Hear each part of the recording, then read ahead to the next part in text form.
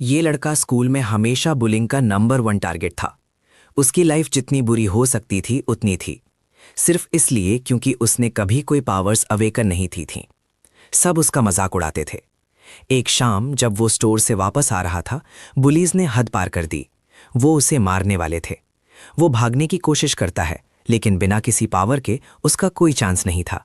वो उसके हाथ पर वार करते हैं और उसे एक बंद गली में घेर लेते हैं। जब वो गिरता है तो वो उसे तब तक मारते हैं जब तक उसका चेहरा खून से लथपथ नहीं हो जाता। लेकिन सुबारू मरना नहीं चाहता। यहां मरना, ये बहुत अनफेयर फील हो रहा था। उसकी लाइफ बिल्कुल अलग होनी चाहिए थी। इस दुनिया में मॉन्स्टर्स रेड हेल डोर से आते हैं और उनके साथ अलग अलग कलर्स के ट्रायल डोर्स भी आते हैं। डोर का कलर जितना रेयर होगा, इंसान उतनी ही बड़ी पावर हासिल कर सकता है। जो इंसान सबसे पहले डोर में एंटर करके ट्रायल पास करता है, उसे मॉन्स्टर्स को मारने की पावर मिलती है। 10 साल पहले जब सुबारू अपने भाई के साथ टीवी देख रहा था, एक रेयर गोल्डन डोर ठीक उसके सामने अपीयर हुआ। इससे पहले कि वो अंदर जाता, उसके भाई ने उसे धक्का दे दिया और खुद पहले एंटर कर गया और वो पावर चुरा ली जो उसकी होनी चाहिए थी। उसके बाद उसके भाई ने सुबारू की लाइफ को बुलीज से भी ज्यादा बदतर बना दिया। अब अपने हमलावरों के सामने लाचार पड़ा, सुबारू जीने का एक और मौका मांगता है। तभी अचानक एक बुली कहीं से आए एक दरवाजे से 2 टुकड़ों में कट जाता है। बाकी सब जम जाते हैं, समझ नहीं पाते कि आखिर हो क्या रहा है। फिर वो दरवाजा कॉपर से सिल्वर, फिर गोल्ड और आखिर में रेनबो कलर में बदलने लगता है। एक ऐसा रंग जो पहले किसी ने नहीं देखा था। इस बार सुबारू हिचकिचाएगा नहीं। वो अंदर भागता है, भले ही बुलीज उसे मारने की पूरी कोशिश कर रहे हों और इस प्रोसेस में उसकी टांगे भी काट देते हैं। इस बार वो सब कुछ वापस ले लेगा जो उससे छीना गया था। सुबारू रेनबो डोर के अंदर जाता है और खुद को एक अजीब जगह पर पाता है। एक ऐसी फिगर जिसके इंसानों जैसे हाथ पैर थे, लेकिन चेहरे पर आंखें नहीं थी, उसके सामने खड़ी थी। वैनक्विश नाम का वो क्रीचर सुबारू की जख्मी बॉडी को देखता है और अपने एक इशारे से उसके दिल, फेफड़े, टांगें ठीक कर देता है। मेन कैरेक्टर को अपने शरीर में ताकत वापस आती हुई महसूस होती है और वो उस फिगर को देखते हुए खड़ा हो जाता है। लेकिन जैसे ही लड़का उस बीइंग से नजरें मिलाता है, या यूं कहें कि उसकी आंखों की जगह पर देखता है, वो डर से पीछे हट जाता है। वो अपने सामने खड़े क्रीचर को देखता है और समझ जाता है कि ये इस जगह का रूलर है। यही बीइंग सुबारू का ट्रायल लेगा और अब उसका सफर सच में शुरू हो चुका था। रेनबो डोर के अंदर सुबारू को हायासाका के ट्रायल के बारे में कई बातें याद आती हैं। वो जानता है कि उसे खुद को साबित करने के लिए रूलर पर हमला करना होगा, लेकिन वो क्रीचर जो उसके सामने खड़ा था बहुत अजीब दिख रहा था। सुबारू हेजिटेट करता है। उसे समझ नहीं आता कि वो उस पे वार कैसे करेगा। डोर का ओनर उसकी खामोशी नोटिस करता है और पूछता है कि वो लड़ने की तैयारी क्यों नहीं कर रहा। सुबारू घबराकर कहता है कि वो ठीक है, लेकिन रूलर उसे फौरन ट्रायल शुरू करने को कहता है। सुबारू रेनबो डोर के नेचर पर सवाल उठाता है, क्योंकि उसने इसके बारे में पहले कभी नहीं सुना था। वैनक्विश उसकी हिचकिचाहट से अनइम्प्रेस्ड होकर एक अचानक मूव से अपनी जबरदस्त पावर दिखाता है, जिसे सुबारू डर जाता है। इसे उस लड़के को शक होने लगता है कि क्या वो रूलर को छू भी पाएगा। जब रूलर सुबारू से फिर से हमला करने के लिए कहता है, उसकी टांगें कांपने लगती हैं और रूलर सोचने लगता है कि इतना डरपोक इंसान इस दौर के लिए कैसे चुना गया। सुबारू को और पुश करने के लिए वैंक्विश उसके पास कई तलवारें फेंकता है और उनमें से एक चुनकर लड़ने का हुक्म देता है। वो लड़के को एक चॉइस देता है, लड़ो और खुद को साबित करो, या पीछे वाले दरवाजे से अपनी पुरानी जिंदगी में लौट जाओ। हिलाया हुआ और घबराया हुआ सुबारू जाने के लिए दरवाजे की कुंडी तक पहुंचता है, लेकिन जैसे ही वो उसे घुमाने लगता है, रूलर उसे रोक देता है।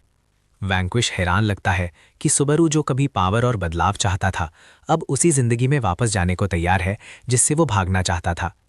रूलर के इस दखल से लड़का अपने डर और परेशानी का सामना करने पर मजबूर हो जाता है। प्रोटैगनिस्ट का डर उस पर हावी हो जाता है और वो ट्रायल छोड़ने का फैसला करता है। बचने के लिए दरवाजे की कुंडी घुमाता है। रूलर लड़के के पीछे हटने से डिसअपॉइंट होकर उसे एक कीड़ा कहता है। ये लफ्ज़ एक रग को छेड़ देता है, क्योंकि सुबारू को वो सारे पल याद आते हैं जब उसे इस लफ्ज से नीचा दिखाया और बुली किया गया था। उसका दबा हुआ गुस्सा उबल पड़ता है और वो गुस्से में दरवाजे पर जोर जोर से पीटना शुरू कर देता है, अपनी फ्रस्ट्रेशंस चिल्ला कर निकालता है। मेन कैरेक्टर रूलर वैंक्विश का सामना करता है, उस पर अपनी पावर का इस्तेमाल करके उसका मजाक उड़ाने और नीचा दिखाने का इल्ज़ाम लगाता है। दरवाजे का मालिक मुस्कुराता है, जिससे सुबारू का गुस्सा और भड़क जाता है। नफरत और गुस्से से भरा सुबारू वैंक्विश के चेहरे पर अपनी पूरी ताकत से मारता है। उस वार में एक तेज कच्ची एनर्जी थी। वैंक्विश उस वार को देखता है और कंफर्म करता है कि सुबारू ने ट्रायल पास कर लिया है, ये समझाते हुए कि उसका गुस्सा पावर में बदल गया है। वैंक्विश सुबारू के पास आता है और अचानक उसके कंधे पर काट लेता है, अपनी पावर लड़के में ट्रांसफर कर देता है। काटने से सुबारू को बहुत दर्द होता है और बदले में वो वैंक्विश को वापस काट लेता है, जिससे ट्रांसफर पूरा हो जाता है। वैंक्विश ऐलान करता है कि सुबारू ने ट्रायल पास कर लिया है और अब वो ऑफिशियल तौर पर एक प्लेयर बन गया है। वैंक्विश अपना परिचय देता है और सुबारू को यकीन दिलाता है कि वो फिर मिलेंगे। सुबारू को एक नोटिफिकेशन मिलता है कि उसे लेवल 1 ब्लड मोल्ड स्किल दी गई है और दरवाज़ा 30 सेकंड्स में गायब हो जाएगा। उसके नीचे की ज़मीन गिरने लगती है और जब उसके आसपास मलबा गिरता है तो डर उसे जकड़ लेता है। हिलने में तकलीफ होने पर उसे एहसास होता है कि उसे जल्दी से भागना होगा। दरवाजे के बाहर कॉपर रैंक के प्लेयर्स रेनबो डोर को टूटते हुए देखते हैं।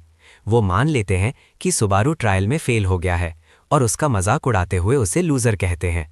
जैसे ही वो मजाक उड़ा रहे होते हैं, सुबारू टूटते हुए दरवाजे से बाहर निकलता है। प्लेयर्स उसे दरवाजे से जिंदा और एक प्लेयर के रूप में बाहर आते देखकर शॉक्ड हो जाते हैं। सुबारू रेनबो डोर से बाहर निकलता है। उसकी आंखें जिंदा दिल रेनबो कलर से चमक रही होती हैं, जो पास खड़े 2 कॉपर रंग के प्लेयर्स को आकर्षित करती हैं। उनकी हैरानी जल्दी ही दुश्मनी में बदल जाती है जब सावातारी, उनमें से एक प्लेयर, मेन कैरेक्टर पर डोर का मौका चुराने का इल्ज़ाम लगाता है। गुस्से से भरा सावातारी अपनी तलवार से उस पर हमला करने के लिए आगे बढ़ता है। सबकी हैरानी के लिए सुबारू आसानी से हमले से बच जाता है। वो ऐसी सटीकता से हिलता है जैसे उसके आसपास की दुनिया धीमी हो गई हो। सावातारी बार बार वार करता है, लेकिन सुबारू हर वार से आसानी से बच जाता है। फाइट में एक तीखा मोड़ तब आता है जब नया नया प्लेयर बना लड़का सावातारी का हाथ हमले के बीच में ही पकड़ लेता है, उसकी सारी गति रोक देता है। सावातारी का फ्रस्ट्रेशन उबल पड़ता है और वो मेन कैरेक्टर के चेहरे पर सीधा एक मुक्का मारता है। सुबारू टक्कर के लिए तैयार होता है, लेकिन उसे सिर्फ हल्की सी चुभन महसूस होती है। एक चमकती हुई स्क्रीन अचानक लड़के के सामने आ जाती है, जिसे वो चौंक जाता है। ये एक HP गेज दिखाती है। मुक्के के बाद उसकी वाइटैलिटी 155/173 बताती है। स्क्रीन समझाती है कि अगर उसकी HP 0 हो गई तो वो इनकैपेसिटेटेड हो जाएगा। ये समझकर सुबारू को एहसास होता है कि उसे खुद को बचाना होगा और HP खोने से बचने के लिए स्ट्रैटेजी से लड़ना होगा। पहली बार सुबारू दुनिया को ऐसे देखता है जैसे वो एक गेम हो। चमकती HP बार से लेकर डिटेल्ड मेन्यू तक सब कुछ सुरियल लेकिन एम्पावरिंग लगता है। वो समझने लगता है कि प्लेयर्स अपनी दुनिया को ऐसे ही अनुभव करते हैं और अब वो पूरी तरह से इस दुनिया का हिस्सा है। सावातारी और उसका साथी भी सुबारू के बदलाव को नोटिस करते हैं। ये एहसास कि सुबारू एक पूरा प्लेयर बन गया है सावातारी को फ्रस्ट्रेट कर देता है।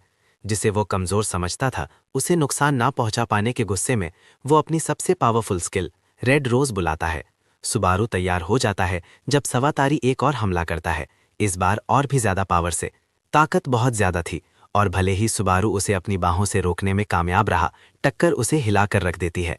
उसे सबसे बुरा होने का डर लगता है, मरने की उम्मीद करता है, लेकिन उसकी सिर्फ कुछ HP ही कम होती हैं।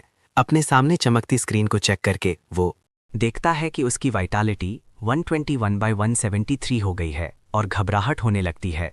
अगर वो ऐसे ही हिट्स लेता रहा तो उसकी HP जल्दी ही 0 हो जाएगी, जिसका मतलब उसकी हार होगी। दूसरी तरफ सावातारी हैरान था।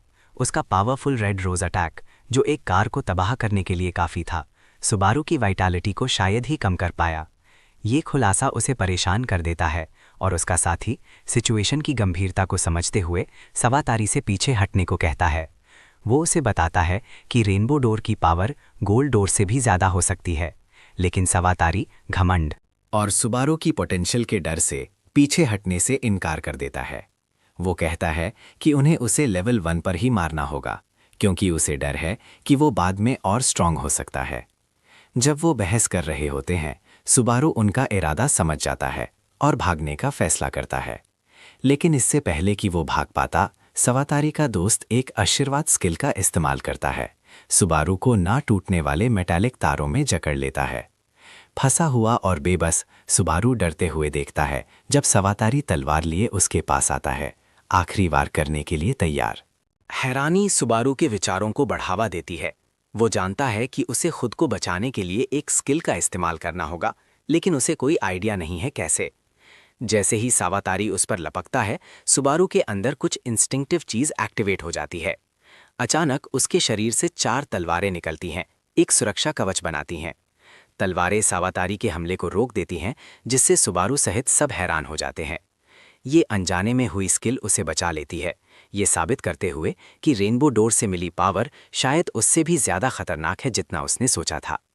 सुबारू सावातारी पर ब्लड मोल्ड इस्तेमाल करने का सोचता है, लेकिन हिचकिचाता है। फ्रस्ट्रेट होकर वो वैंक्विश को मदद के लिए बुलाता है। कुछ पल बाद वैंक्विश प्रकट होता है, उसे चेतावनी देता है कि ये आखिरी बार है जब वो उसकी मदद कर रहा है। वो समझाता है कि ब्लड मोल्ड सुबारू को 10 सेकंड्स के लिए खून की स्थिति को मैनिपुलेट करने देता है। वो ये भी बताता है कि सुबारू जिन तलवारों को इस्तेमाल कर रहा है वो उसके अपने खून से बनी हैं। वैंक्विश सुबारू से कहता है कि बाकी सब वो खुद पता करे और अपनी नफरत को चैनल करे, उसे अपने दुश्मन के खिलाफ एक हथियार के रूप में इस्तेमाल करे। इसके साथ वैंक्विश गायब हो जाता है और सुबारू के तलवारें गायब हो जाती हैं। सवातारी मौका देखकर अपने ब्लेड से फिर हमला करता है। मेन कैरेक्टर बाल बाल बचता है, लेकिन उसका दुश्मन दया नहीं करता। उस पर उनका दरवाज़ा चुराने और उनके दोस्त को मारने का इल्ज़ाम लगाता है। सुबारू अपना बचाव करता है, ये दलील देते हुए कि ये सब इसलिए हुआ क्योंकि उन्होंने उसे पहले मारने की कोशिश की थी। सवातारी कड़वाहट से जवाब देता है, ये दावा करते हुए कि अगर सुबारू मर गया होता तो ये कुछ भी नहीं होता और उनका दोस्त अभी भी जिंदा होता। इन शब्दों से उसके अंदर एक गहरी नफरत जाग उठती है, जो उसके लड़ने के संकल्प को और बढ़ा देती है। दोनों फाइटर्स एक दूसरे पर हमला करते हैं। सावातारी पहले वार करता है, लेकिन सुबारू एक शक्तिशाली वार से जवाब देता है, अपने दुश्मन की तलवार तोड़ देता है। सावातारी की तलवार तोड़ने के बाद सुबारू एक शक्तिशाली वार करता है, उसे अपनी पूरी ताकत से मारता है। हमले की ताकत से दुश्मन हवा में उड़ जाता है और फिर एक जोर की आवाज के साथ जमीन पर आ गिरता है। इससे पहले कि सुबारू कुछ और कर पाता, सावातारी का एक दोस्त एक तार का इस्तेमाल करके उसे उठा लेता है और वहां से ले जाता है। भागते वक्त वो दोस्त हैरानी से सोचता है, सुबारू ने सवातारी की सारी एचपी एक ही झटके में खत्म कर दी।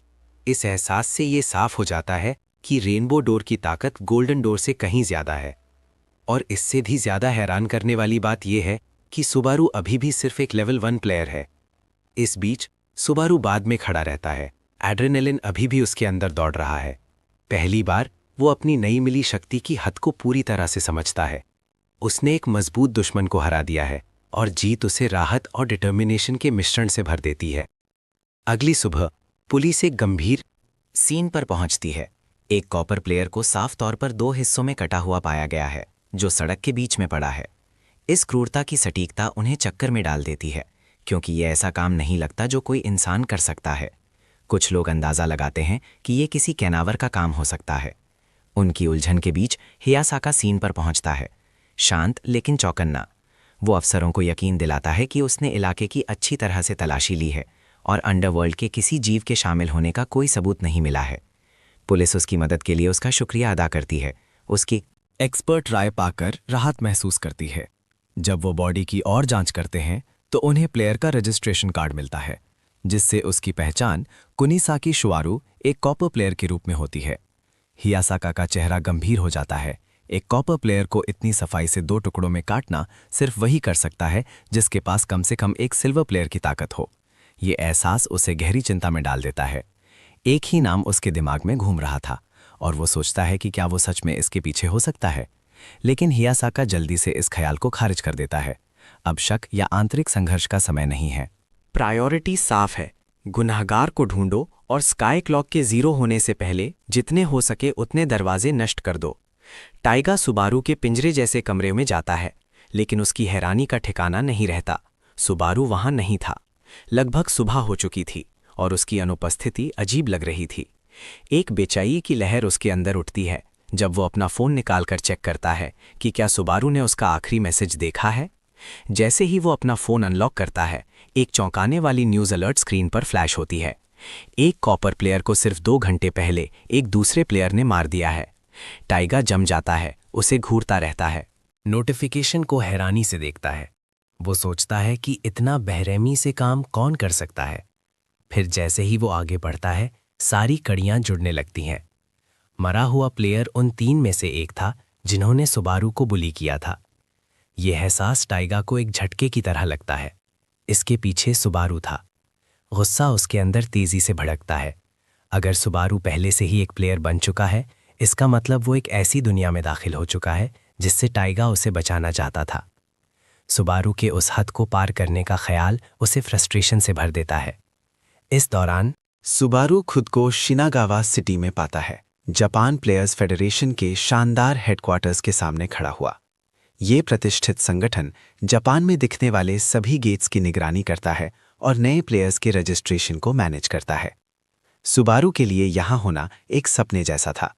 अनुभवी प्लेयर्स को भीड़-भाड़ वाले हॉल्स में कॉन्फिडेंस से चलते देखना उसे आश्चर्य और उत्साह के मिश्रण से भर देता था। नए सदस्य रजिस्ट्रेशन काउंटर पर एक खुशमिजाज लड़की नए प्लेयर्स के ग्रुप का स्वागत करती है और उन्हें रजिस्टर करने के लिए प्रोत्साहित करती है। वो नियम समझती है। जापान में फेडरेशन का रजिस्टर्ड सदस्य बने बिना गेट्स में घुसना गैरकानूनी है। प्लेयर्स सिर्फ गेट्स में एंटर करके और उनकी चुनौतियों को हराकर ही लेवल अप कर सकते हैं। किसी के लिए भी जो मजबूत बनना चाहता है, रजिस्टर करना सिर्फ एक ज़रूरत नहीं है, ये उनकी क्षमता को अनलॉक करने का पहला कदम है। इस हलचल भरे माहौल के बीच सुबारू के ख्यालात हाल ही में हुए कॉपर प्लेयर के मर्डर की तरफ चले जाते हैं। ये घटना एक हाई प्रोफाइल केस बन गई है और नियमों के मुताबिक सिर्फ एक दूसरा प्लेयर ही ऐसे अपराधों की जांच करने का अधिकार रखता है। इसकी गंभीरता को देखते हुए ये लगभग तय है कि एक गोल्ड प्लेयर को इसे सुलझाने के लिए असाइन किया जाएगा। ये संभावना सुबारू को बेचैन कर देती है। अगर टाइगा ही सच का पता लगाने वाला है तो सुबारू जानता है कि वो बड़ी मुसीबत में पड़ जाएगा। इससे बचने का एक ही रास्ता है, उसे एहसास होता है, तेजी से मजबूत बनना। जितने ज्यादा हो सके दरवाजे क्लियर करने से उसे लेवल अप करने में मदद मिलेगी। अगर टाइगा को सच पता चल भी गया, सुबारू कसम खाता है कि वो तैयार रहेगा। उसे सिर्फ जिंदा रहने के लिए नहीं, बल्कि टाइगा का सामना करने के लिए भी ताकत की जरूरत होगी। रजिस्ट्रेशन काउंटर पर रिसेप्शनिस्ट मुस्कुराकर सुबारू का स्वागत करती है और उसे बेसिक बातें समझाने लगती है। ऐसे नियम जिनसे वो पहले से ही वाकिफ था, एक इंटरनेट कैफे में रात भर रिसर्च करके। वो सब्र से बताती है कि प्लेयर्स गेट्स क्लियर करके लेवल अप कर सकते हैं। एक गेट पर सितारों की संख्या उसकी कठिनाई को दर्शाती है और एक गेट क्लियर करने पर प्लेयर्स को सितारे मिलते हैं जिन्हें पैसे के बदले एक्सचेंज किया जा सकता है। उसे कल उठाया गया सितारा याद आता है जो सावातारी ने गिराया था जब उसका दोस्त उसे ले जा रहा था। पैसे ना होने के कारण वो एक मौका लेने का फैसला करता है। हिचकिचाते हुए लेकिन मजबूरी में सुबारू रिसेप्शनिस्ट को सितारा देता है और पूछता है कि क्या वो इसे कैश के बदले एक्सचेंज कर सकता है। उसके गाल शर्म से लाल हो जाते हैं। एक सितारा बेचना अपनी गरीबी को स्वीकार करने जैसा था, लेकिन रिसेप्शनिस्ट का रिएक्शन वैसा नहीं था जैसा उसने सोचा था। सितारे को जांचते हुए उसकी आंखें हैरानी से बड़ी हो जाती हैं। वो उससे पूछती है कि उसे ये सितारा कहाँ से मिला।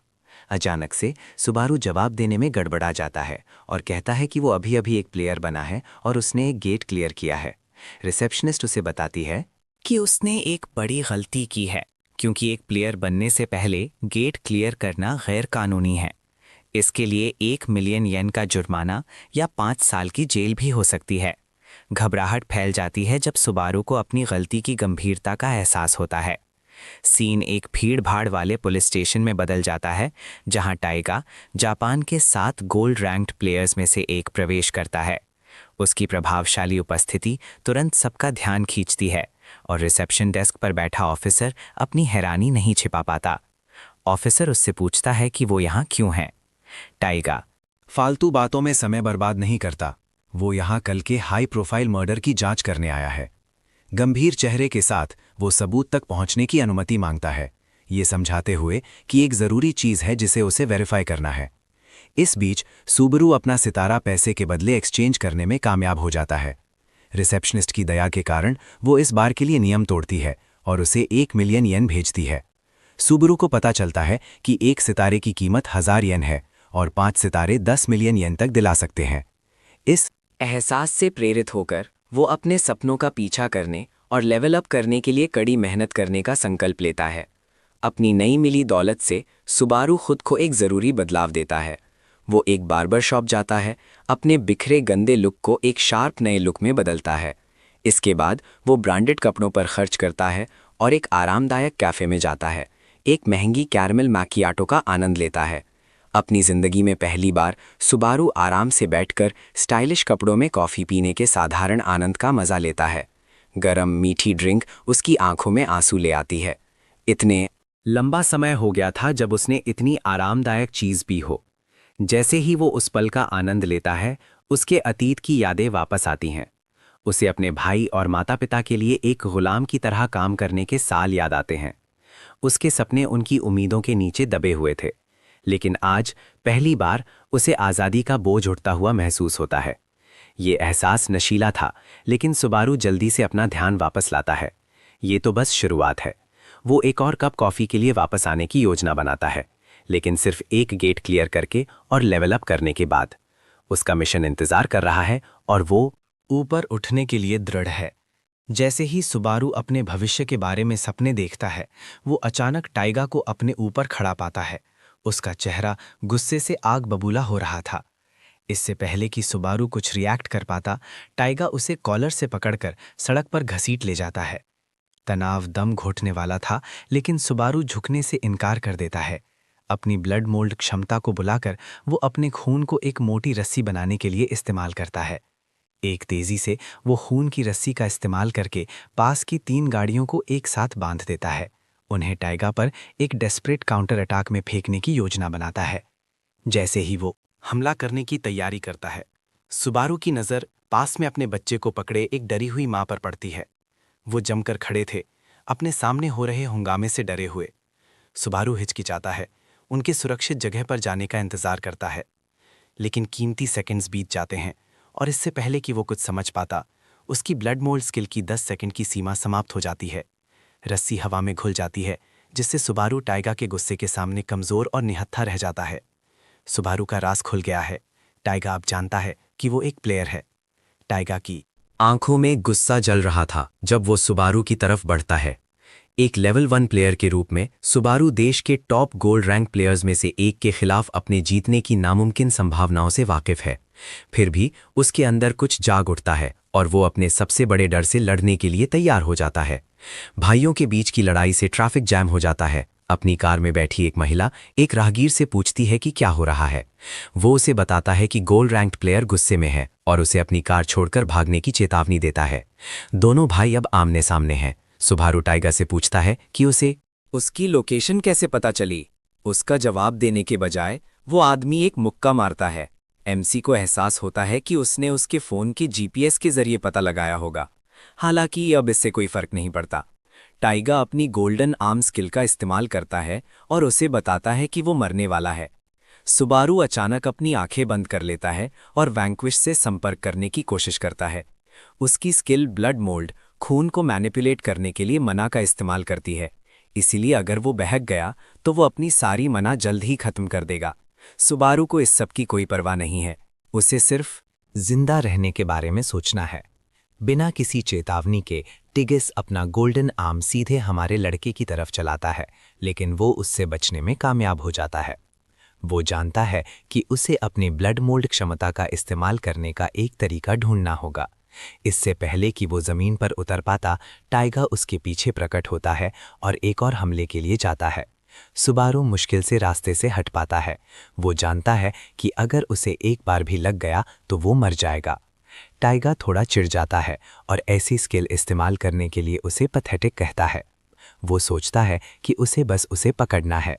हालांकि सुबारू अचानक खुद को एक लाल धुएं में लपेट लेता है। वो अपने भाई के पीछे प्रकट होता है और अपनी नफरत का इस्तेमाल करके खुद को शक्ति देता है।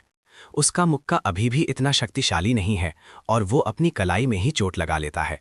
ये वही हमला था जिसने 7 तारीख को एक ही झटके में हरा दिया था और इसका उसके भाई पर कोई असर नहीं हुआ। जब वो अभी भी दर्द में था, टाइगर उस पर एक वार करता है जो उसकी लगभग सारी हेल्थ खत्म कर देता है। सुबारू अभी भी हार मानने को तैयार नहीं है।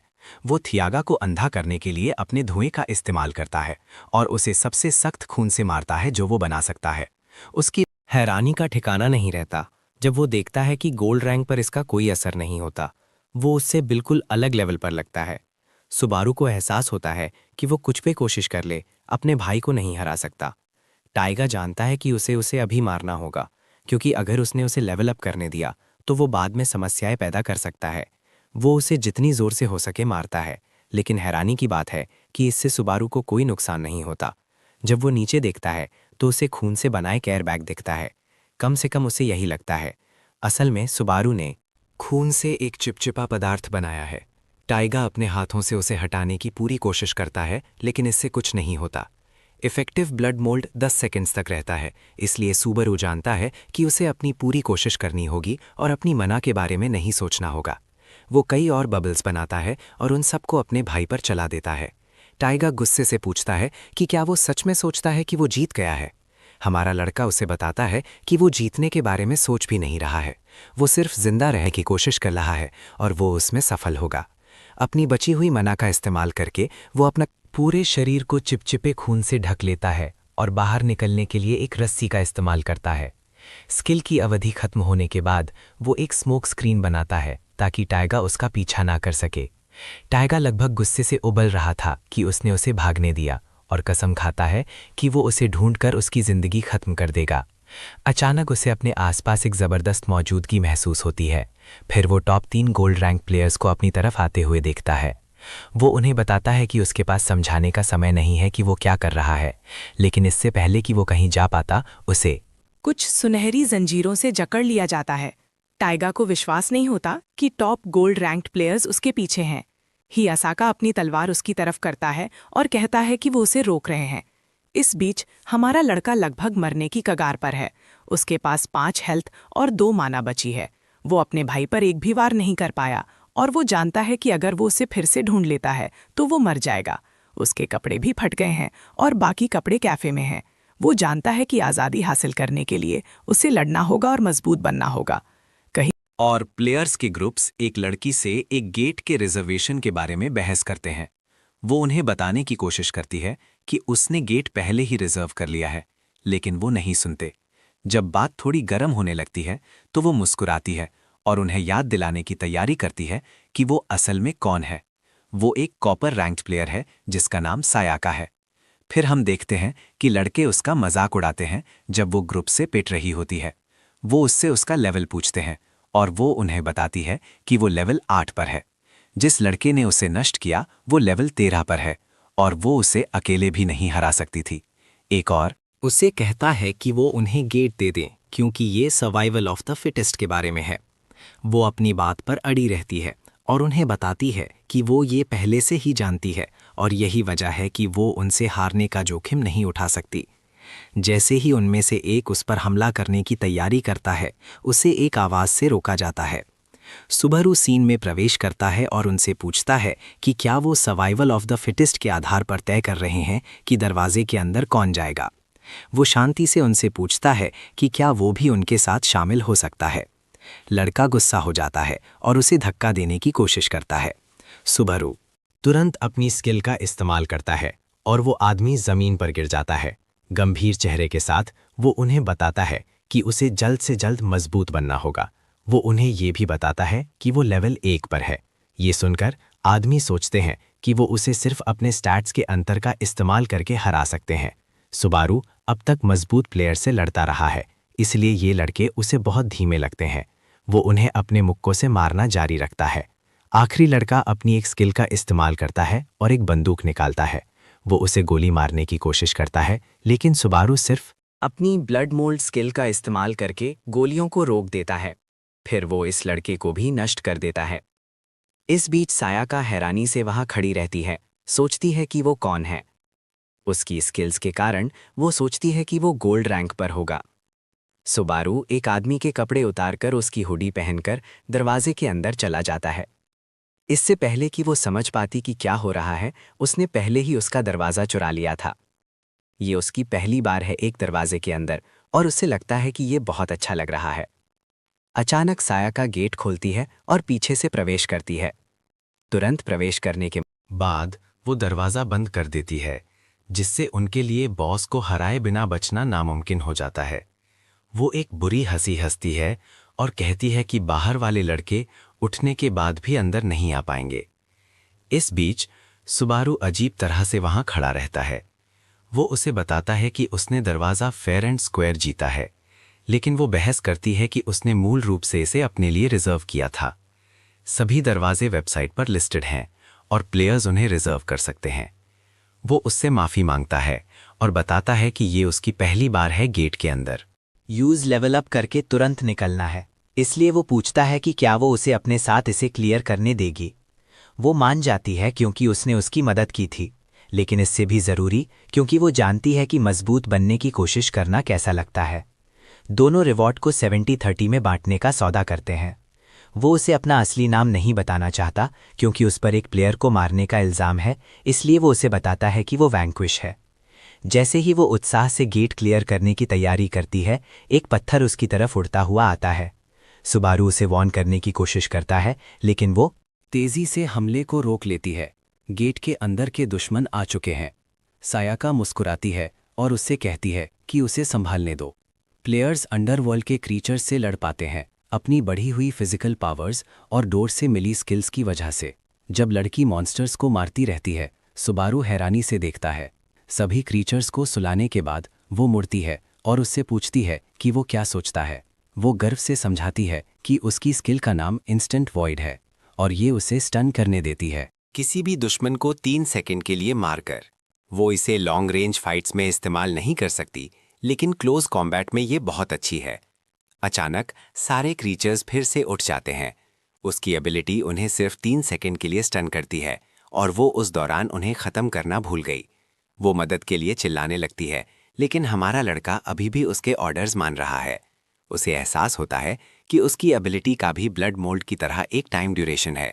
वो अपने ब्लेड्स इस्तेमाल नहीं कर सकता क्योंकि वो रास्ते में है, इसलिए वो कुछ और इस्तेमाल करने का फैसला करता है। सुबारू अपनी ब्लड मोल्ड स्किल का इस्तेमाल करके लंबी मजबूत रस्सियां बनाता है। रस्सियां मॉन्स्टर की गर्दन के चारों तरफ लिपट जाती हैं, तब तक कसती हैं जब तक वो दम घुटने से गिर ना जाएं। हर दुश्मन को हराने के साथ सुबारू लेवल अप करता है, एक लेवल 4 प्लेयर बन जाता है। उसकी ब्लड मोल्ड स्किल भी बेहतर हो जाती है, उसकी ड्यूरेशन 15 सेकंड तक बढ़ जाती है। टाइगर से मिले उसके जख्म पूरी तरह से ठीक हो जाते हैं और उसकी एचपी और एमपी पूरी तरह से रिस्टोर हो जाती है। सायाका, जो सुबारू को सिर्फ वैंक्विश के नाम से जानती है, उसकी पावर से हैरान है। सुबारू बदले में उसकी स्किल की तारीफ करता है, लेकिन वो अपनी काबिलियत को कम बताती है।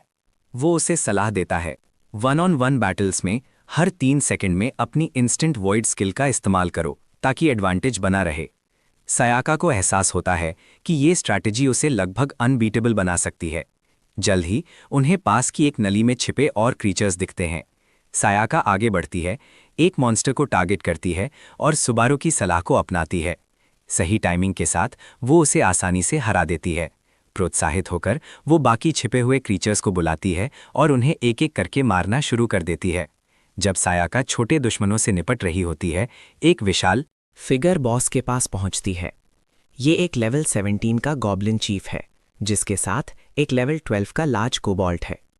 सुबारू सायाका से कहता है कि वो दूसरों से लड़ती रहे, जबकि वो अकेले बॉस का सामना करेगा। दोनों दुश्मन फॉरेज नाम की लेवल 2 स्किल का इस्तेमाल करके सुबारू पर हमला करते हैं। शक्तिशाली हमला जानलेवा हो सकता था, लेकिन सुबारू ने एक ब्लड शील्ड बनाकर अपना बचाव किया। उसकी बेहतर स्किल मजबूती से टिकी रहती है, जिससे वो हमले से बच जाता है। इस बीच सायाका छोटे मॉन्स्टर्स को खत्म करती रहती है। वो सुबारू के साथ बॉस के खिलाफ लड़ाई में शामिल होने का सोचती भी नहीं। उसे लगता है कि उसकी लेवल 8 की स्किल्स इतने मजबूत सिल्वर क्लास आर्चर दुश्मन के सामने कुछ भी नहीं है। सुबारू बॉस के खिलाफ संघर्ष करता है क्योंकि goblin chief long range Archer skills का इस्तेमाल करता है, जबकि कोबाल्ट तेजी से हमला करके बच निकलने पर निर्भर रहता है। इस लगातार संयोजन से सुबारू एक मजबूत काउंटर अटैक नहीं कर पाता। फिर बॉस परफोरेशन नाम की एक स्किल इस्तेमाल करता है, एक शक्तिशाली मूव जो सुबारू के ब्लड शील्ड को भी भेज सकता है। हमले में फंसा सुबारू सबसे बुरे के लिए तैयार होता है। अचानक सायाका प्रकट होती है और कोबाल्ट के चेहरे पर सीधा वार करती है।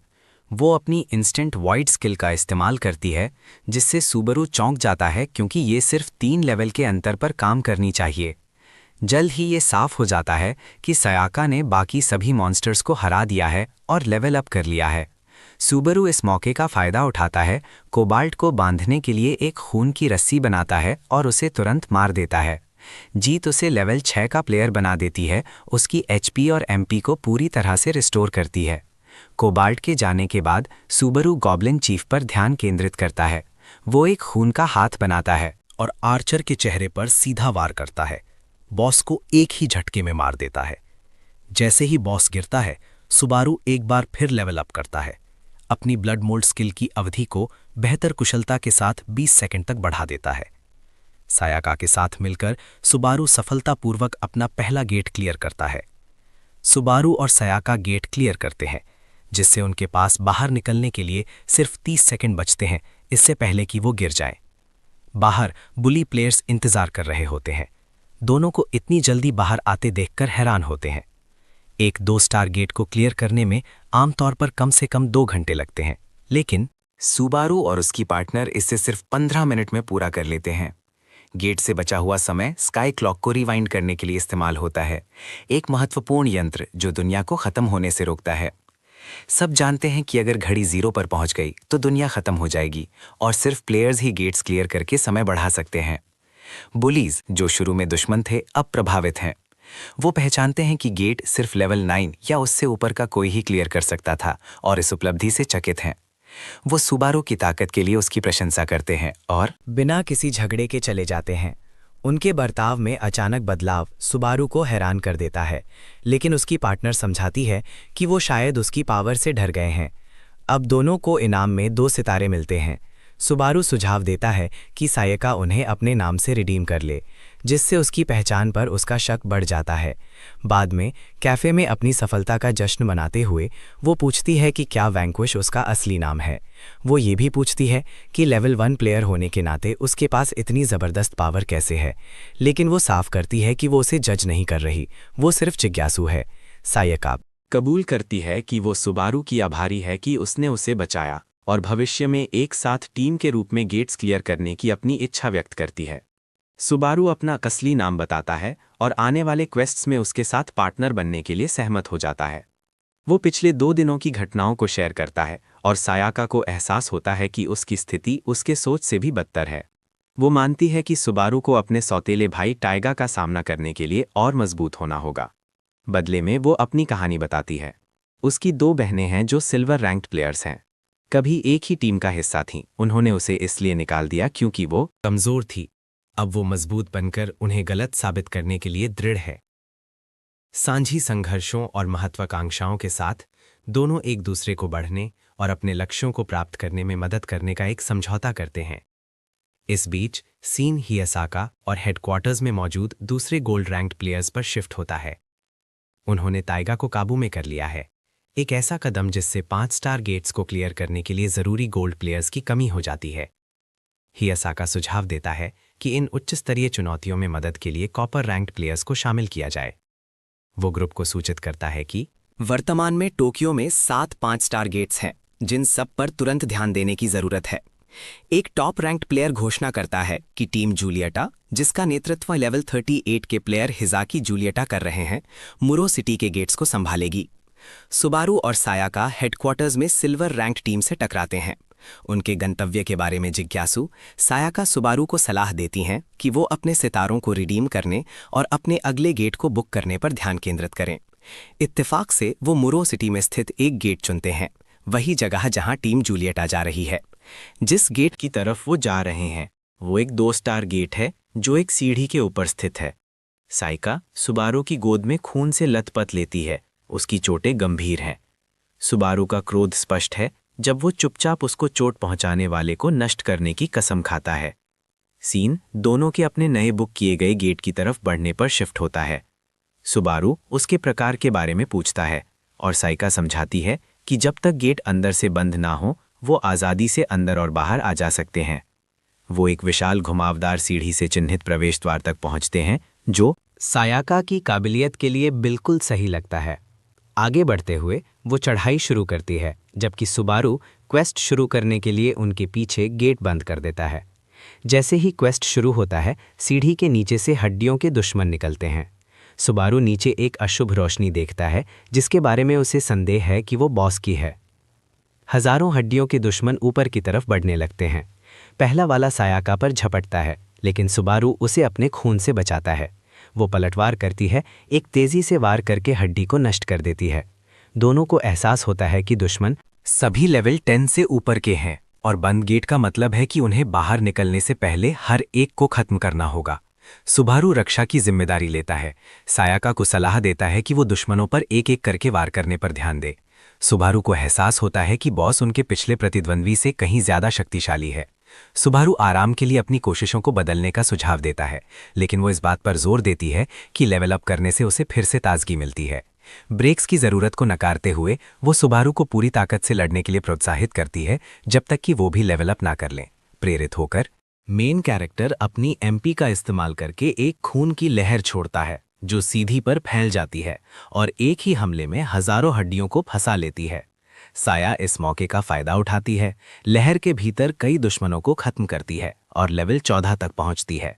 संख्या कम होने के साथ सुबारू बचे हुए हड्डियों को खत्म करने के लिए आगे बढ़ता है। उसकी लगातार कोशिशों से वो लेवल 16 तक पहुंच जाता है। सायका उसकी स्किल्स की प्रशंसा करती है, लेकिन जैसे ही वो बोलती है, एक हड्डी उसके पीछे से आ जाती है। सुबारू तेजी से उसे मार गिराता है। दोनों सहमत हैं कि उनकी वर्तमान गति से वो सबसे नीचे के फ्लोर तक पहुंच सकते हैं, जबकि लगातार अपने लेवल्स बढ़ा रहे हैं। जैसे ही वो नीचे उतरते हैं, बॉस के बारे में सुबारू की बेचैनी बढ़ जाती है। जब तक वो ग्राउंड फ्लोर तक पहुंचते हैं, मेन कैरेक्टर लेवल 19 तक पहुंच चुका होता है और सायाका लेवल 20 तक पहुंच चुकी होती है। आखिरकार वो बॉस का सामना करते हैं, एक ऊंचा लेवल 29 का हड्डी जिसे लेट एम्प्रेस जूडिथ के नाम से जाना जाता है। उसके दूर से हमले और अनियमित हरकतें उसे एक डरावना दुश्मन बनाती हैं। सुबारू को एहसास होता है कि उसे इस लड़ाई में आगे बढ़ना होगा। जूडिथ लगातार हमला करती रहती है, लेकिन सुबारू अपने खून को ढाल के रूप में इस्तेमाल करता है, उसके वार को डिफ्लेक्ट करता है। दोनों को जल्द ही एहसास होता है कि जब तक हमले जारी रहेंगे वो उसके पास नहीं जा सकते। मेन कैरेक्टर देखता है कि जूडिथ इन मूव्स को शक्ति देने के लिए अपनी एमपी पर निर्भर है और सोचने लगता है कि क्या उसकी ब्लड मोल्ड स्किल उसके खिलाफ प्रभावी हो सकती है।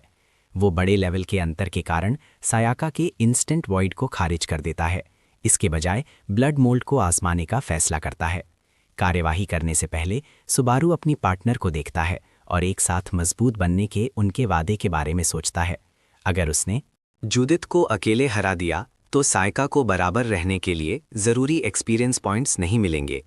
ये ध्यान में रखते हुए वो उसे बताता है कि वो बॉस के हमलों को रोकने पर फोकस करेगा, जिससे उसे वार करने का मौका मिले। ब्लड मोल्ड का इस्तेमाल करके सुबारू जूडिथ को रोकता है, उसे एक जगह फंसा देता है। इससे एक मौका बनता है और सायका तेजी से आगे बढ़ती है। जूडिथ के चेहरे पर सटीकता और गति से वार करती है। जब वो बार बार हमला करती है, सुबारू उसे चेतावनी देता है कि ब्लड मोल्ड 5 सेकंड्स में खत्म हो जाएगा। वो ठीक उसी वक्त पीछे हटती है जब स्किल खत्म होती है, लेकिन जूडिथ पलटवार करती है, उस पर एक हमला करती है। सुबारू उसे अपने खून की ढाल से रोकता है, सायाका को सही समय पर बचा लेता है। दोनों इस स्ट्रैटेजी को दोहराते हैं, लेकिन जैसे जैसे वो आगे बढ़ते हैं, जूडिथ बोलती है, जिससे दोनों चौंक जाते हैं। बॉस जोर से पूछती है कि सुबारू ने ऐसी स्किल कहाँ से सीखी। उसकी आवाज़ गहरी, बेचैन करने वाली और अविश्वास से भरी थी। वो उस पर वैंक्विश नाम के किसी से शक्ति प्राप्त करने का आरोप लगाती है। इस ख्याल से क्रोधित हो जाती है। अपनी सारी एमपी का इस्तेमाल करके जूडिथ एक और भी भयानक प्राणी में बदल जाती है। जूडिथ एक शक्तिशाली ऊर्जा की लहर छोड़ती है, जिसे सुबारू अपनी एमपी से रोकता है, लेकिन तनाव बहुत ज्यादा है। मेन कैरेक्टर की एमपी तेजी से खत्म हो जाती है, जिससे उसके पास लड़ाई को तुरंत खत्म करने के अलावा कोई चारा नहीं बचता। दृढ़ निश्चय के साथ सुबारू अपने खून को एक भाले में बदलता है और सीधे हमला करता है। भाला जूडिथ को पूरी तरह से भेद देता है और वो गिर जाती है। हारने के बाद वो लेवल 21 तक पहुंच जाता है, जबकि उसकी पार्टनर भी महत्वपूर्ण अनुभव अंक प्राप्त करती है। हालांकि सुबारू जूडिथ के शब्दों के निहितार्थों को भुला नहीं पाता। अगर वो वैंक्विश को जानती थी तो इसका मतलब ये हो सकता है कि ये अंडरवर्ल्ड के बॉसेस गेट ओनर से जुड़े हुए हैं। सुबारू अगली बार और पता लगाने की कसम खाता है। जैसे ही वो आराम करने लगते हैं, उन्हें एहसास होता है कि कुछ गड़बड़ है। उन्हें गेट अनलॉक होने का नोटिफिकेशन नहीं मिला है। चिंता बढ़ने लगती है जब वो सोचते हैं कि क्या वो फंस गए हैं। अचानक एक चमकता हुआ रेनबो दरवाज़ा उनके सामने आ जाता है। सुबारू चौंक जाता है, लेकिन सायाका समझाती है कि ये एक ट्रायल डोर है, एक दुर्लभ घटना जहां प्लेयर्स इसे पूरा करने के बाद नई स्किल्स हासिल करते हैं। वो बताती हैं कि टॉप रैंक्ड गोल्ड प्लेयर ने 7 दरवाजे क्लियर किए हैं और लगभग अमर हो गया है। जिज्ञासा और एम्बिशन से प्रेरित होकर सुबारू दरवाज़ा खोलता है। जिस पल वो खुलता है, कहीं से एक हमला होता है।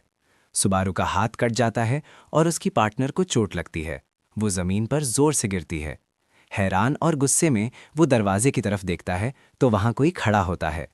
इस बार ये वैंक्विश नहीं है। वो सायका के पास दौड़ता है और देखता है कि उसे बहुत खून बह रहा है। दरवाजे पर खड़ी फिगर मुस्कुराती है। उसका मजाक उड़ाते हुए उसे एक कीड़ा कहती है।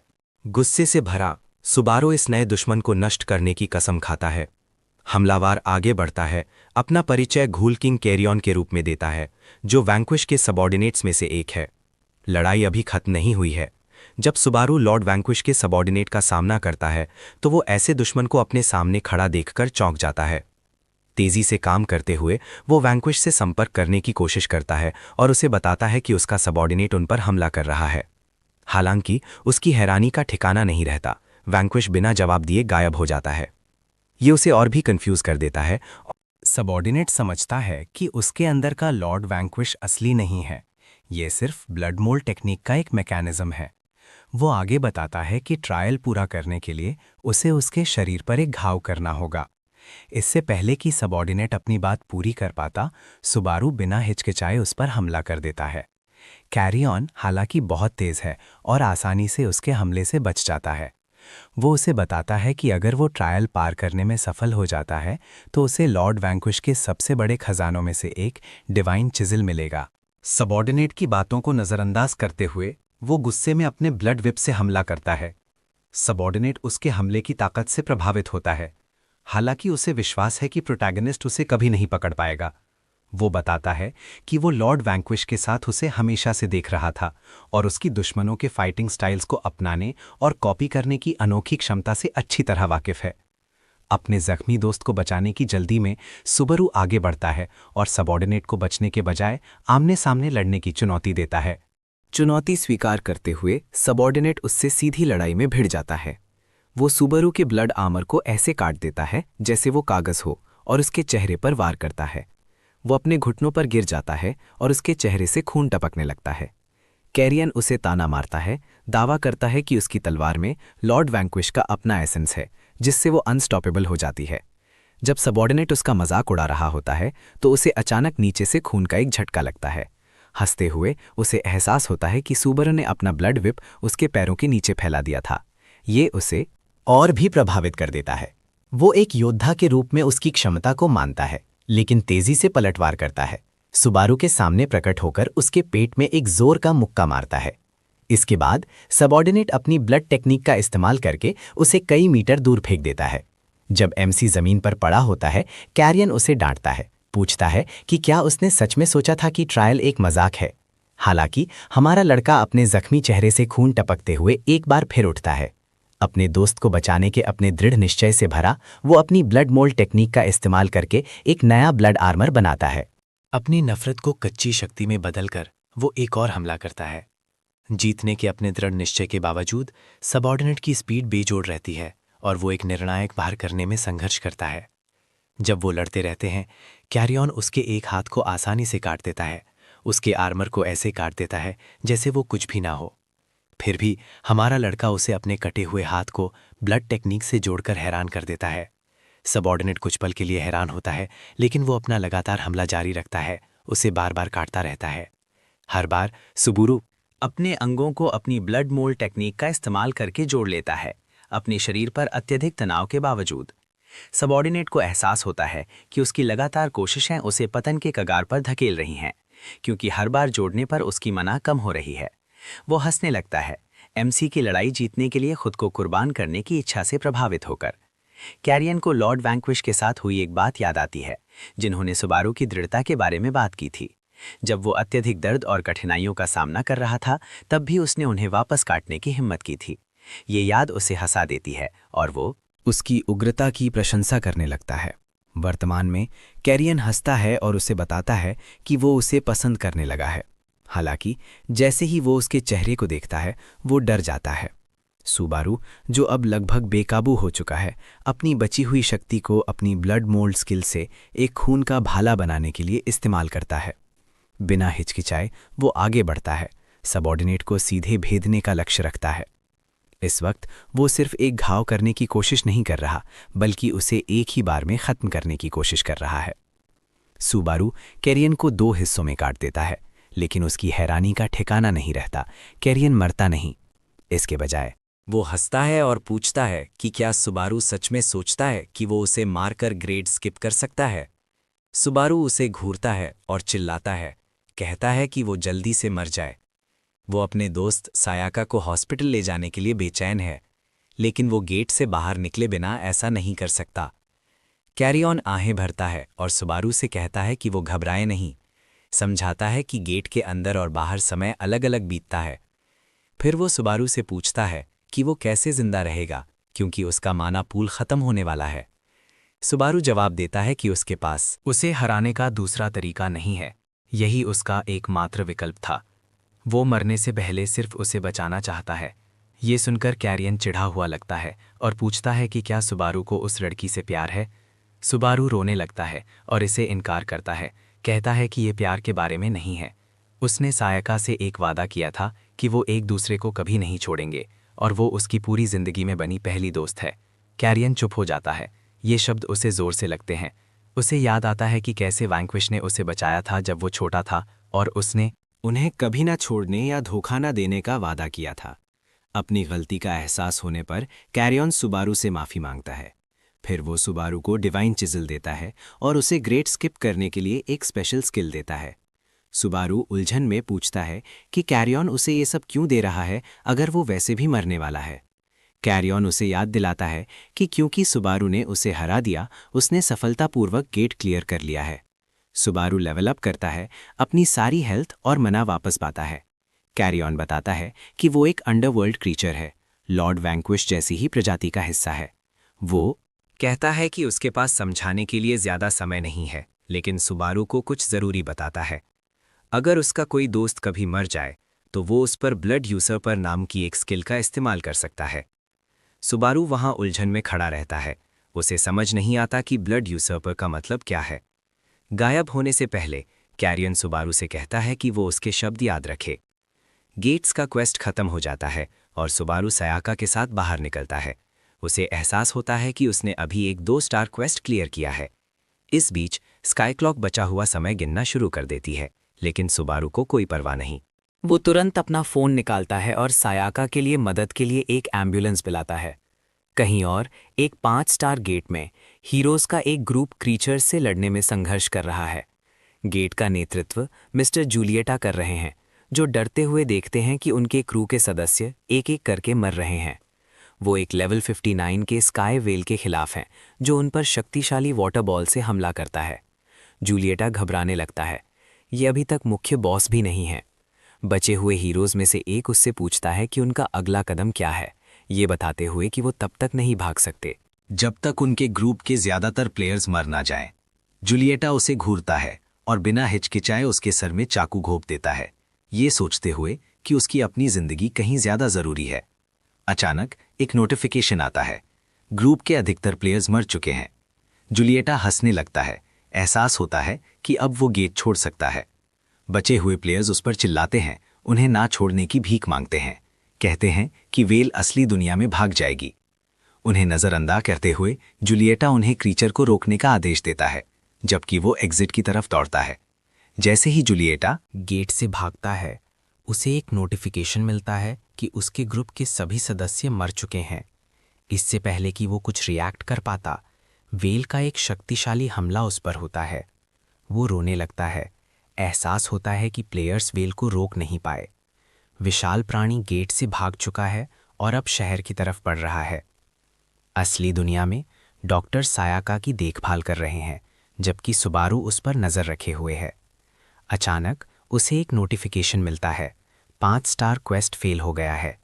क्वेस्ट में अभी भी 5837 घंटे बचे थे, लेकिन पेनल्टी के रूप में ये सभी समय स्काई क्लॉक से घटा दिया गया था। टाइमर अब सिर्फ 49 दिन बचे दिखा रहा है।